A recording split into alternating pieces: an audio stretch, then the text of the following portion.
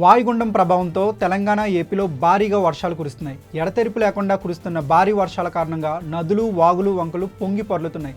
దీంతో ప్రాజెక్టులన్నీ నిండు కుండలా మారాయి. మహబూబ్ నగర్ జిల్లాలోని దేవరకద్రా మండలంలో ఉన్న కోయిల్ సాగర్ ప్రాజెక్టు కృష్ణమ్మను పోటెత్తింది. దీంతో అధికారులు 11 గేట్లు ఎత్తివేశారు. 35,000 క్యూసెక్కుల నీటిని దిగువకు ఉన్న వాగులోకి వదిలారు. మరోవైపు వనపర్తి జిల్లా మదనపురం మండలంలోని సర్లా ప్రాజెక్టుకు భారీగా వరద నీరు వచ్చి చేరడంతో జలాశయం ఆటోమేటిక్ సైఫన్లు తెరుచుకున్నాయి.